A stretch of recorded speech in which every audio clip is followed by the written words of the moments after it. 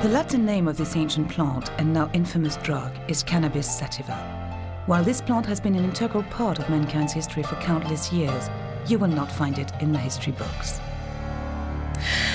It is a plant with two faces. On the one hand, it supplies us with hemp, whose legitimate uses includes clothing, canvas and rope making. And, on the other hand, it is the source of cannabis, the illegal psychotropic drug. This is the story of Cannabis sativa, the plant with many, many uses. We are near Le Mans, in west of France. Hemp has been grown here for hundreds of years, for both domestic and industrial use. Farmers here still use the traditional method of processing hemp, known as water retting. The stalks of hemp are extremely tough and resistant to rot, which is why it was traditionally used for ropes and canvas.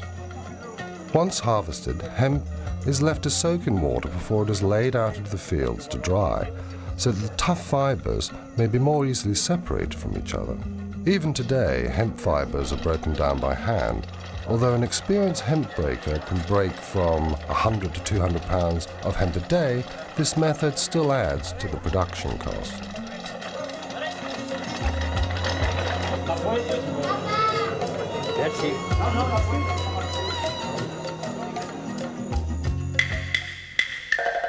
Cannabis sativa is one of the most ancient plants cultivated by mankind. Hemp processing was already developed in China 8,000 years before Christ was born. Hemp was first harvested for its seeds, a rich source of amino acids used for food. Then it was discovered that by breaking the stalks, they could use the fibers to make paper, as well as fishing nets and up to 5,000 hemp-related products, including, of course, textiles. The ancient Chinese called their country the land of hemp and mulberry. Mulberry leaves were used to feed silkworms, from which was produced the precious silk that only the rich and powerful could afford. Everyone else wore hemp clothing. Hemp is called ma by the Chinese, literally meaning plant with two forms, male and female.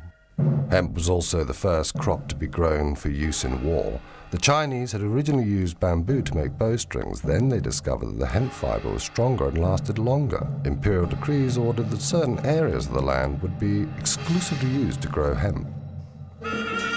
An ancient legend says that hemp paper was discovered by Sai Lun, a scribe and eunuch of the imperial court. To publicize his discovery, Sai Lun pretended to die. He ordered that hemp paper should be burnt around his coffin. Then he arranged his own apparent resurrection and attributed it to the properties of his new invention. Ever since, hemp has been an integral part of the Chinese funeral ceremony known as Wu Fu, or the 5 levels of mourning. This code lays down, among other things, that the family wear different hemp clothes corresponding to their relation with the deceased. The Chinese jealously kept the secret of paper making for centuries. It wasn't until the 5th century that this knowledge was passed on to other countries, finally appearing in Europe in the 8th century.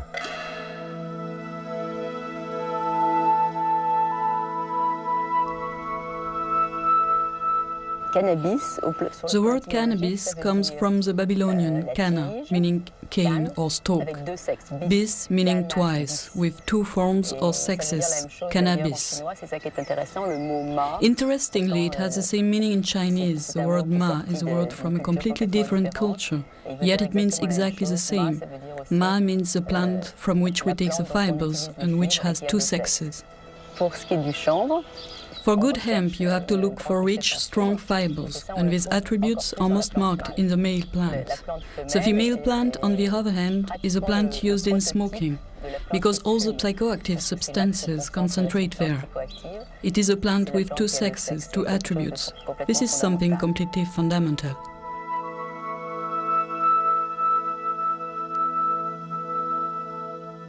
Cannabis has been used medically since the year 2800 BC, when Emperor Shen Nung founded the science of Chinese medicine. Wounds sustained in battle were bandaged in cannabis leaves.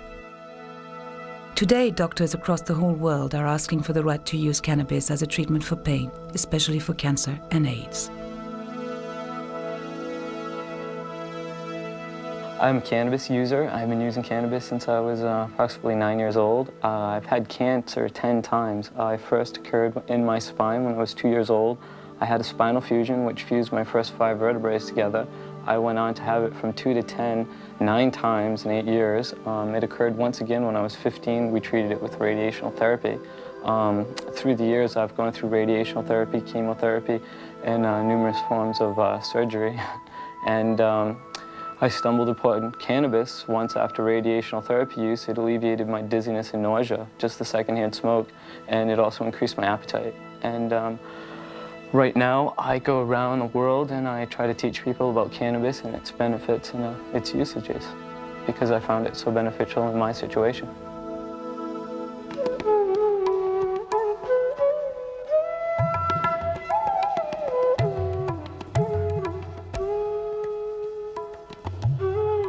Cannabis was also grown in the foothills of the Indian continent, today's Kazakhstan, Pakistan, Nepal and Kashmir.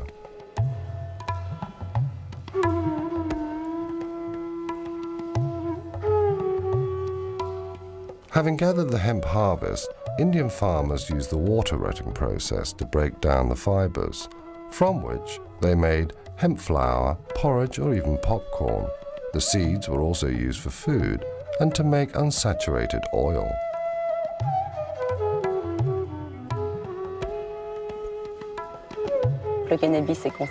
Cannabis is dedicated to Kali, the Hindu goddess, with 2 faces, destruction and reincarnation.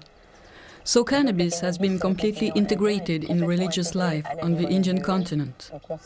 Cannabis is consumed in a religious way to show devotion to the goddess, as we do ourselves with wine in the Holy Communion of the Catholic Church. Cannabis is also consumed socially. Indeed, you cannot imagine a wedding or a baptism without cannabis on the Indian continent.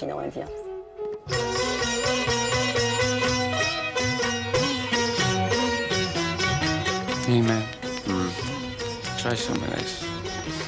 It's absolutely dynamite. Oh yeah?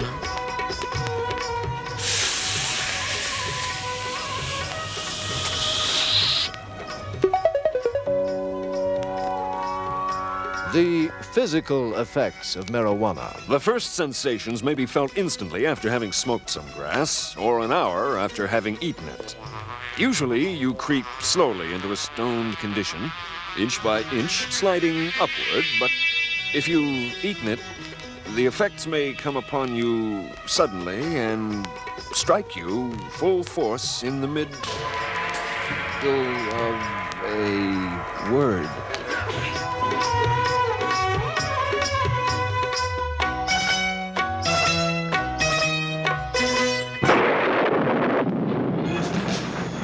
In the 3rd century AD, the Roman Emperor Gallian encouraged cannabis use, which he thought would make his people happy. In a declining empire, the Romans turned increasingly to the Oriental gods, Mithras and Zoroaster.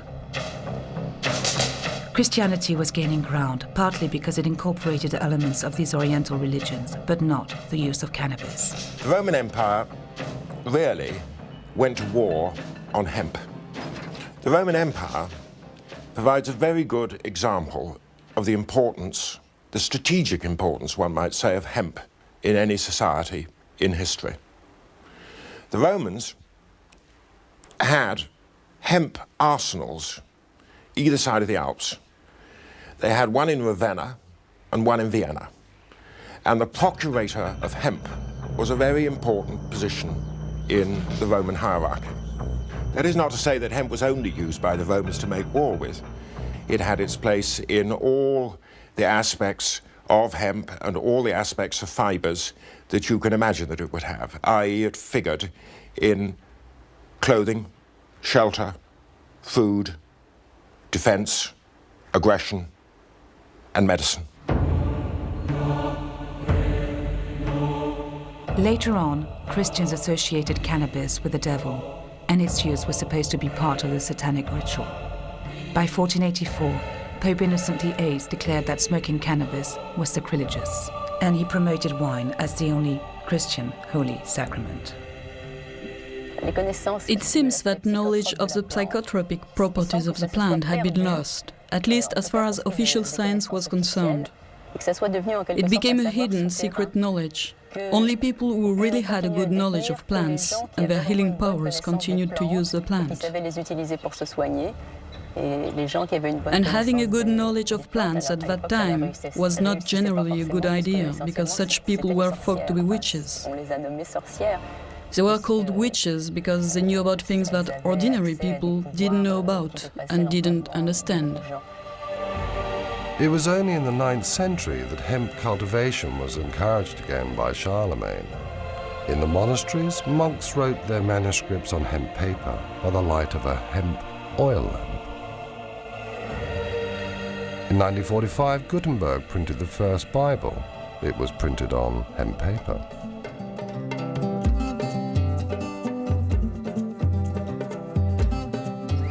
Here we go. Viva la mota! What does that mean? Long live pot.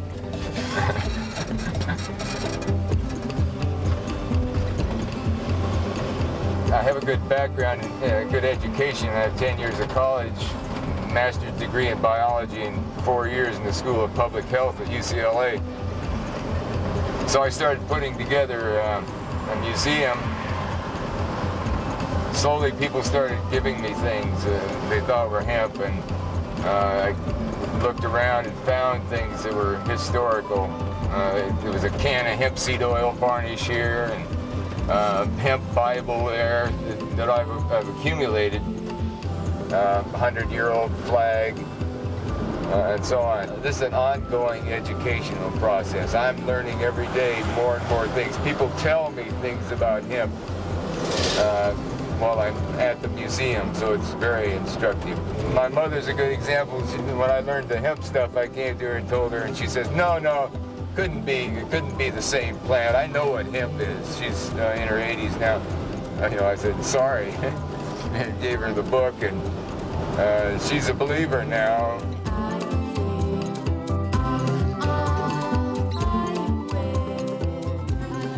In the 16th century in France, François Rabelais, a doctor and writer, wrote surreptitiously about cannabis in his famous book, Gargantua and Pantagruel.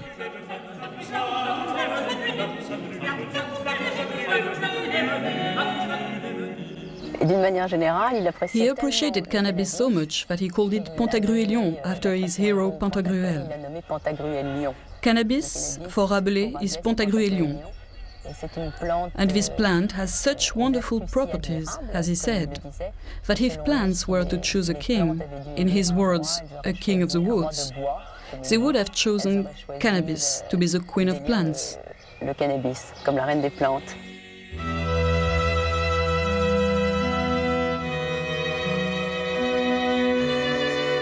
Rabelais' essay on Pantagruelion, stroke hemp, is corroborated by modern authorities. In particular, I could cite a noted French historian called Pierre Goubert. He was quite convinced that the marked increase in prosperity in the late 16th and 17th century in Western France was due,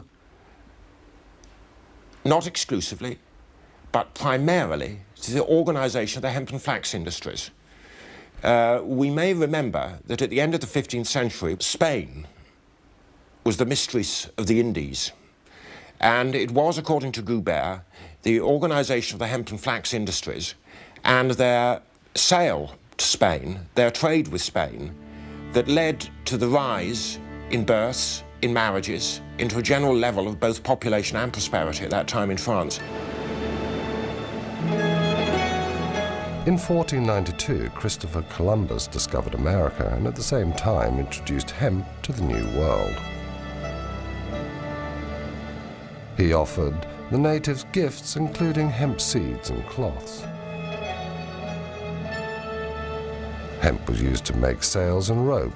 Thanks to this crop, France, England, Spain and Portugal could strengthen and increase their maritime power.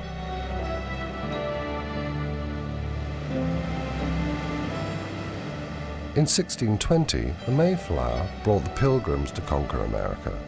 In the hold, it also brought hemp seeds. 100 years later, the first drafts of the American Constitution were written on hemp paper. The same paper was used in 1776 for the Declaration of Independence. Cannabis seeds were now also brought into America by the African slaves.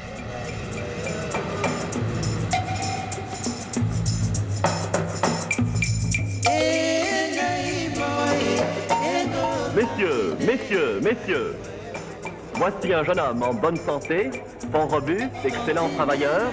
400 piastres. 500 piastres. 600 piastres.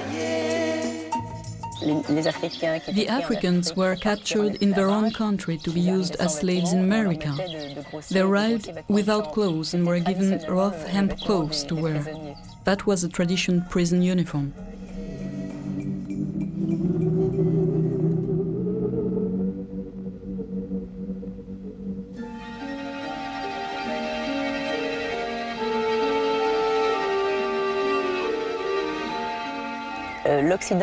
Western countries rediscovered cannabis, or at least its psychotropic properties, which had been hidden from people for centuries, during the expansion of their empires, which also introduced them to other cultural influences.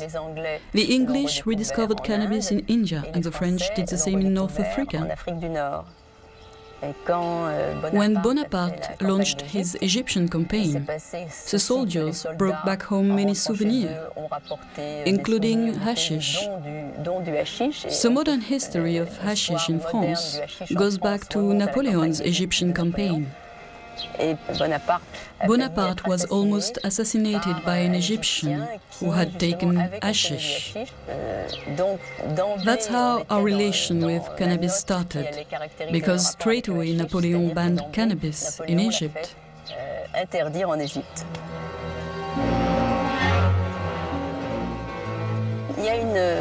For a long time, there has been this theory in France. You can still hear it sometimes said, that the word assassin is derived etymologically from the word hashishin. But if you look closely at this theory, this is not a true derivation. Nevertheless, it has been used to discredit cannabis. What is interesting is that you can find the idea again behind the climbing myth. The West has often made such mental contortions in order to prove the real danger of cannabis.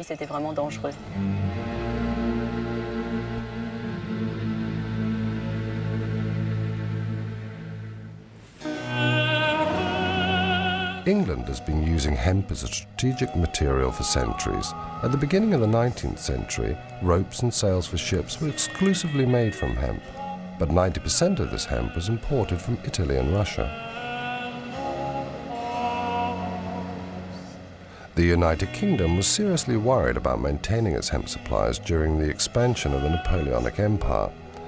King George III of England decided to increase the cultivation of hemp and to develop its production in the seaports along the south coast of Britain.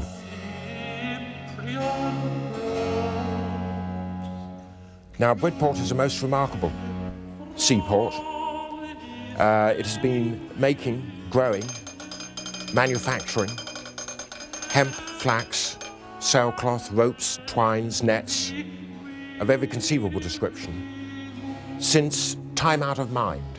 And I use the phrase time out of mind because it was used in the charter by King John of 1213, where he wrote to the burgesses of Bridport and exhorted them night and day to make cables and ropes of every description.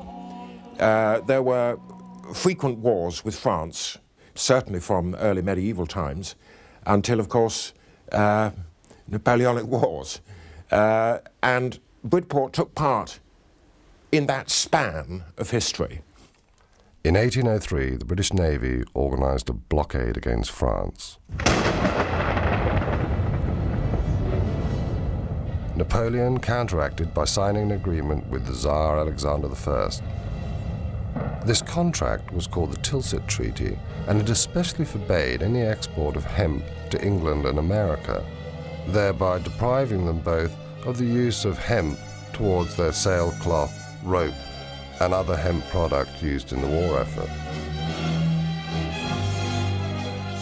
Despite Napoleon's protests, Alexander I allowed merchants to smuggle hemp to Britain.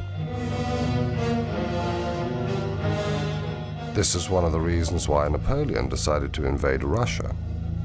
But the severe early winter of 1812 forced him to withdraw his troops and led to the end of his empire.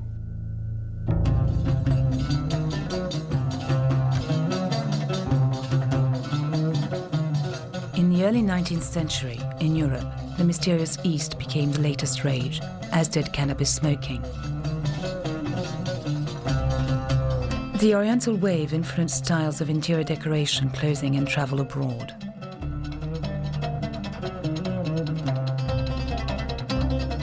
To be in fashion, people smoked hashish with the traditional water pipe and discovered its potent effects on lovemaking.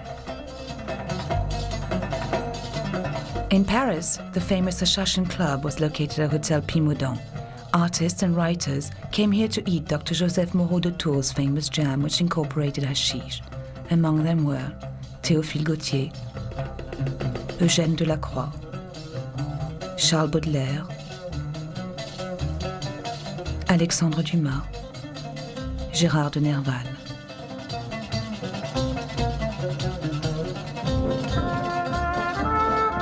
Queen Victoria also used hashish. She used tincture of cannabis, a popular method for alleviating period pains. She was also prescribed morphine or laudanum, another popular remedy for many complaints. In Amsterdam, cannabis, which had been imported from the Dutch colonies of South Africa since 1660, was smoked in coffee shops, a tradition that has survived until present day.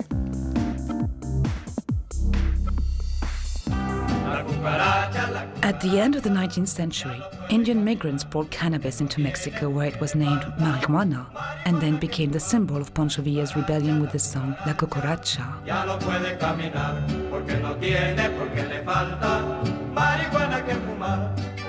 Mexican farmers on their side copied the Indian water retting process to prepare the fibers. They made every kind of product, from hats to bags and carpets.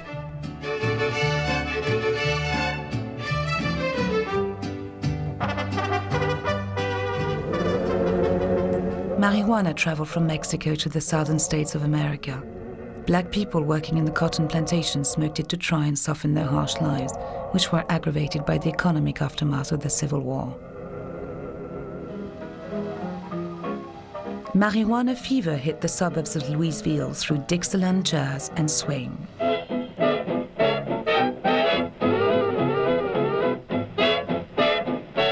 Marijuana was known in America as reefer or grass. Within a few years, reefer songs spread widely from the music clubs, which had appeared everywhere where the immigrant black community settled. Have you ever met that funny reefer man? Have you ever met that funny reefer man? Along with new developments in the hemp industry and a growing awareness of the dangers of alcohol, marijuana began to be the subject of interest in the corridors of political power. In 1911, New Orleans and then Louisiana and Mississippi and a couple of states along the Mississippi River outlawed marijuana. Meanwhile, alcohol was increasingly being seen as a danger to society. American women lobbied for alcohol to be banned. They succeeded with prohibition, which led to illegal speakeasies, the proceeds of which enriched criminals and resulted in violence and gang warfare. Alcohol was legalized again in 1933. Then all of a sudden alcohol was becoming legal again, and all these agents didn't have anything to do, and Harry Anslinger thought, well, we should have a law against hemp, and so did William Randolph Hearst, and so did DuPont, and the three companies got together, and other people claimed the cotton industry joined in to outlaw hemp because it was making a huge comeback. And the reason it was making a huge comeback is that it took 200 to 300 hours to plant, harvest, and make ready for fiber, acre of hemp. But all of a sudden, in the 30s. In the 1930s, that 200 or 300 man-hours per acre went down to 1 man-hour per acre. It was a better fiber than any other fiber and previous hemp fibers. And that was the beginning of the end of all fibers, as being the only synthetic. Nylon was the new synthetic, would have to make way for the reintroduction of hemp as an inexpensive fiber, as well as the strongest, the best, the longest lasting, and the softest fiber. The government of the United States outlawed a fiber and forced the rest of the world to swallow it. They swallowed the outlawing of the #1 fiber on Earth for 10,000 years until the 1930s, and then they outlawed it completely. China, the hemp country, was part of the Japanese plan for military conquest. But in official Tokyo, seat of an empire which for nearly a decade has been governed by its stern and ruthless military caste, there is more activity, more secret comings and goings than in many a year. The little men who command the world's third largest navy see in the South Pacific the richest of all colonial prizes. The Philippines, a group of 7,091 Pacific islands which, still under the protection of the U.S. flag, constitute the only major hazard to Japanese plans for new conquest in the war year of 1940.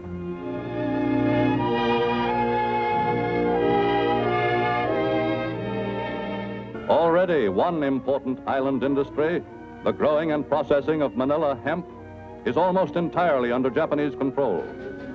And within the past few years, by intensive cultivation, Japanese immigrant farmers have increased production of the one cash crop which has long been a virtual Philippine monopoly. The invasion of the two big hemp-producing countries, China and Philippines, was the start of hemp rationing. Hitler was also aware of the strategic importance of hemp, which was used in the making of canvas and ropes, both of which were an essential part of his war effort.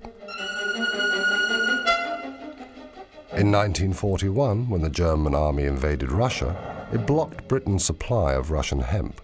Germany managed to develop her own hemp production, but the cultivation of this fiber, which had become so necessary in wartime, was still banned in Great Britain.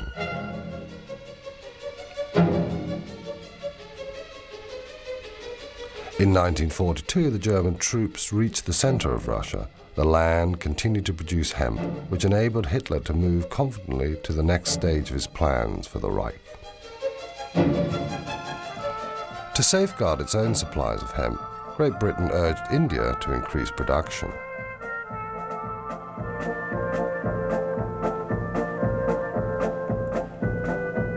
Meanwhile, war was spreading to Japan.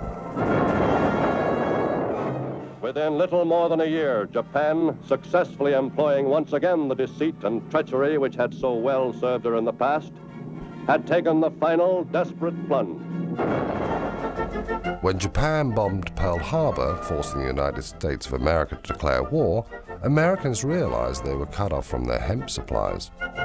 The U.S. Navy was totally dependent upon hemp for rot-resistant ropes for their ships and for many other components. The American government then decided to redevelop their hemp industry. Marijuana was legalized again and farmers received seeds. A propaganda film called Hemp for Victory was then made to encourage this war effort.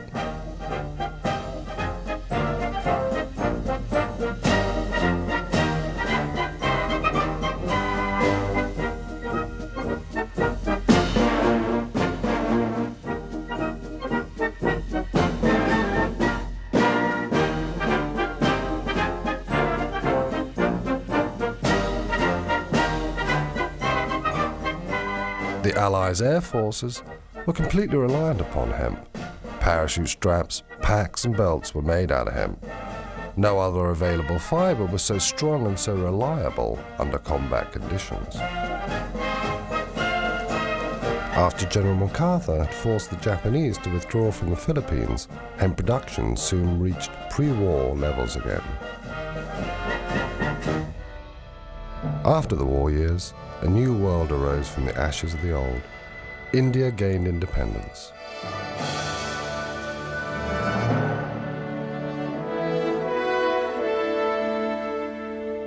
Thanks to automation, India doubled its hemp production and increased its exports to America and the rest of the world. In peacetime, the United States once again banned the cultivation of hemp and cannabis, but at the same time imported millions of tons of hemp during the post-war economic boom to supply its industries. For this is the port of New York, a sprawling pattern of activity covering more than 1,500 square miles. Its 650-mile waterfront, an ever-changing mirror reflecting the work of the world and its needs and tastes. Grain from Canada, and fish from Portugal and Norway. Tires from Akron, and hemp from India.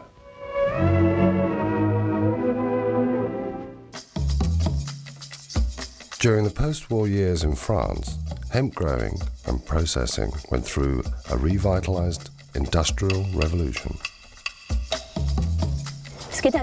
What is interesting to underline is the fact that in France hemp culture went on in spite of American prohibition.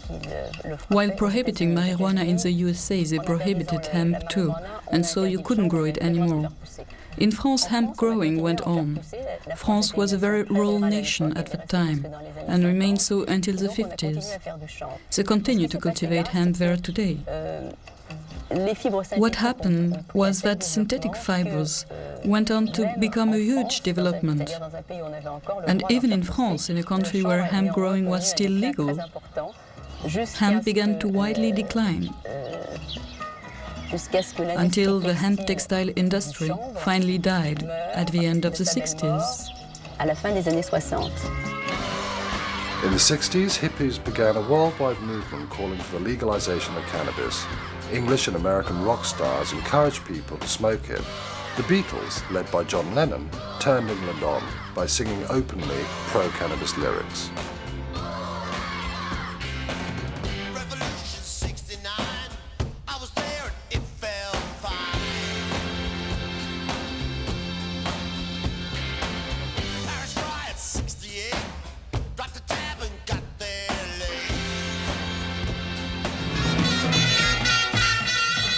The Rolling Stones' preference for Moroccan hashish brought them more fans, offering an alternative to the Beatles and to the fashion for things Indian. Hippies then decided to hit the road for Morocco. Do you see the fields over there on the mountain? At this time of year, you can't find any other plant growing there, because this is the only crop that grows here. Can you see how easily it grows? You can find it even in front of the hotel. I think if these people had to choose a symbol, it would definitely be the hashish flower.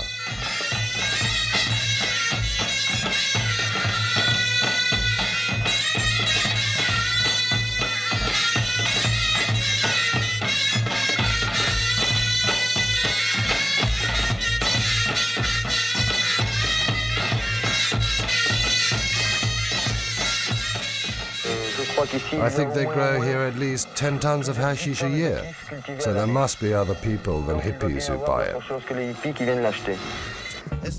In Jamaica, the Rastafarian religion advocated smoking cannabis. They called it Ganja.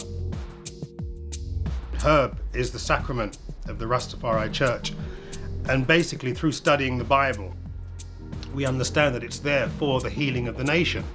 In other words, it can nourish the mind just as food nourishes the body. It's like a key that can open certain aspects of your mind. And the brain needs feeding just as the rest of your body does. But for me personally, it seems to tune you into a certain wavelength that you can't reach without it. Although I do understand that through certain meditations, one can achieve these heights without smoking herb or taking any other drugs. But in the 20th century, I personally don't have the time, so it's like a shortcut to get to this place to help you be creative. And another thing I find really interesting about weed is how through the smoking of it or the trying to acquire it, it brings together people of different classes, backgrounds, cultures. And in bringing those people together, there's an exchange of ideas, and through that exchange, other things happen. At the same time, cannabis was legalized in Holland. That's how Ben Dronkers was able to become the first legal producer of marijuana to become a millionaire. Here we find different varieties that me and my colleagues, we test it out by once in a while looking at the plants and try them out. In that sense, it's a wall where people can always look and go back to and say, this variety had a certain smell or a certain aroma. Quality is very important, and it's the most important factor where we look at. Always people think also about quantities of material you can harvest, and of course it's very difficult to have a balance. You find plants with very large, big buds, and you find plants with smaller buds. But even the plants like this that have a very small bud is one of our basic plants we have for the breeding of many of the strong varieties that you can see on this side. That means that some of the strengths and some of the important potency we always try to bring back in one variety, and that is the variety that people buy in the shop. And that is the importance of good seed, is like any farmer could know that that's the start, and then you end up with some good materials. The Sensi Seed Bank grows the best marijuana seeds in the world, I think, for many years. Also, we want to make the best hemp seeds from the world, and we're working very hard on that. For that, we made a new company that's called Hempflex, and Hempflex produced in the north of Holland on this moment, last year, 140 hectares of hemp, and coming year we want to go to 1,500 hectares. That is the minimum we want to do, and for sure later on we will have to do more. From that material we have produced last year, we're producing on this moment just the raw fiber and the wood materials. It comes out like that. And from the wood we have the plan to make cat litter, and actually the same things like people want to do in England. It's beautiful wood you can press from it, and also some composites like this pressed from fiber and wood. And very interesting, what I like, one of the things I like myself the most is the isolation material. It smells good, you can make it fireproof, and it's much better than all the glass fiber that is all in these living rooms out there. So hemp is the future.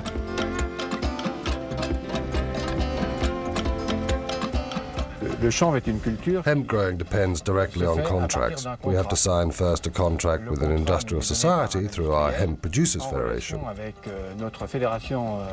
At this point, it becomes possible to grow hemp.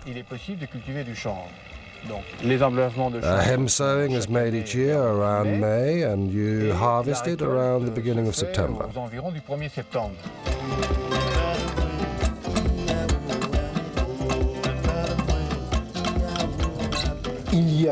In Le Mans in France, they produce hemp seeds which contains a very low toxical agents level.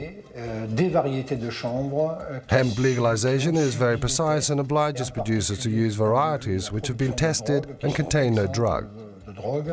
They must have not only a strong agricultural potential, but a very low THC rate too.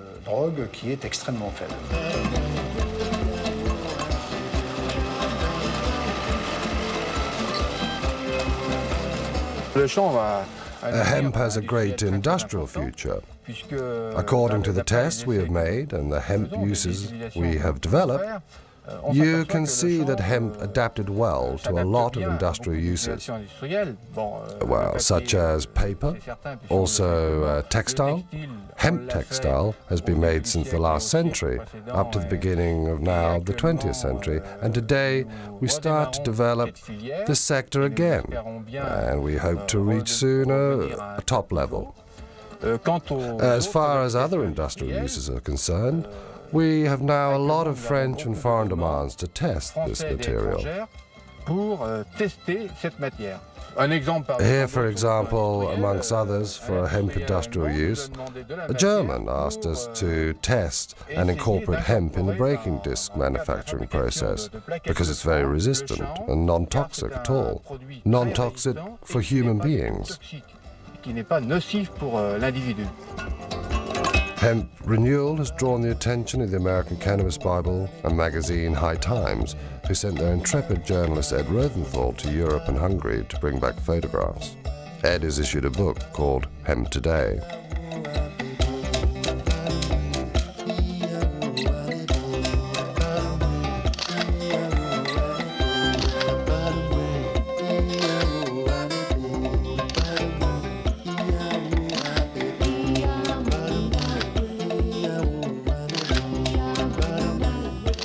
The hemp revolution had grown, and by 1992 the British media announced the first legal hemp harvest for 70 years in England.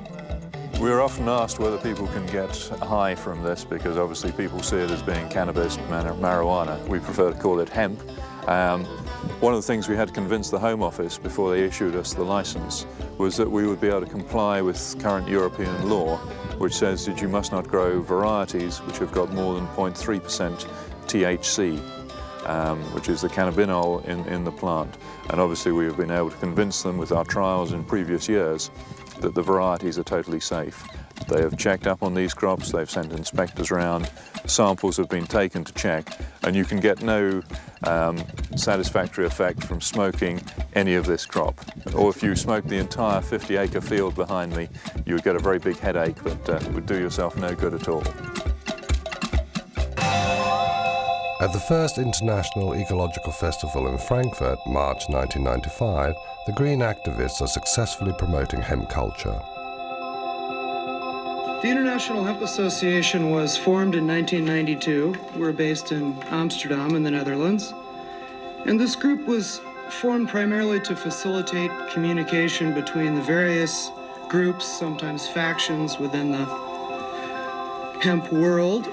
We're a non-political organization. We try to be an impartial liaison between all sorts of factions involved with the cannabis world, whether they be involved with medical use, textile use, oilseed use, any of these various uses for hemp. Near the conference, a commercial exhibition shows the possible benefits of hemp and cannabis. Since the legalization of cannabis use in March 1995 in Germany, hemp has become fashionable in the small world of the ecological producers of this country. It's 100% natural cosmetic done of the basis of hemp oil. For example, we make this shampoo. It's a composition with hemp soap and the hair balm that they use it in combination with the shampoo, the best results gives. We have a perfume since more than 1 year in the market, a lip balm, curl cream, and the soft soap. A real fashion began with the issue of this book on hemp. Hemp has become so popular in Germany that the market today is very good for us. Some of our textiles come from Eastern Europe, from Hungary, Romania, very few from China because we are not yet satisfied with the quality. And we have also our own textiles directly produced here in Germany. I hope it will soon be legal to grow hemp in Germany, because a lot of European countries already do it. We still have a very strong bureaucratic system in Germany, and for this reason we are not yet allowed to grow hemp. But I think hemp growing will soon be legalized here too. Ecolution attempts to get more hemp grown, produced, and sold all around the world, and we do that in a variety of ways. Our pride and joy at the project that we take the most satisfaction in is the development of the first hemp jeans, the first 100% hemp blue jeans since Levi Strauss first made them in the 1860s. Hemp seeds and oil are increasingly used in cooking. In Switzerland, a cookery bestseller includes 22 recipes based on hemp.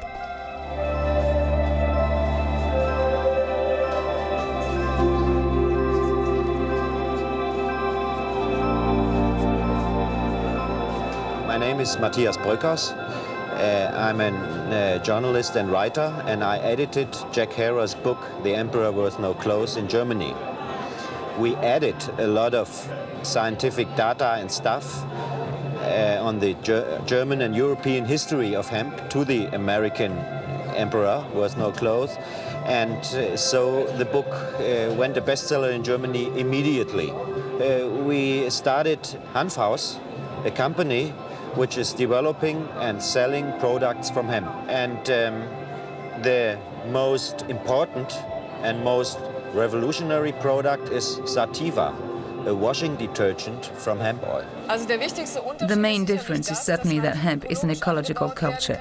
Hemp growing doesn't need any weed killer, no pesticide. This raw material grows naturally and it doesn't need any chemical interventions. This is surely the most important thing. In France, you can even build houses out of boards made of hemp fiber. The producers ensure that they are protected against fire and rot. This material is long-lasting, has good insulating properties, and is strong and flexible. Hemp can save the world. Hemp, it can give you food, clothing, shelter, the three basics, then paper, the thing man needs more than anything else in the world. It can give you oils for your brain, for your membranes that you can't get from any other source. It can give you good protein. It can give you all the benefits that the ingenuity of the mind of man can conceive of. It can do that easily because of the enthusiasm that people will have toward a whole new industrial set of tinker toys to balance against the tinker toys of oil. The people who are cutting down the forests, the big businessmen who want to profit right now, not a profit 20 years from now. People who are not trying to think in terms of construction, but they're thinking absolutely in terms of destruction. Now, whoever these people are, they are small men at the center of things. Put hemp into the mix, and maybe some of them would get shuffled to the outside, and maybe we'd have a happier life. Anyway, as a science fiction writer, I tell you that hemp is an excitement to me because it's like the miracle ingredient, newly discovered but ancient as time, that can solve all the problems.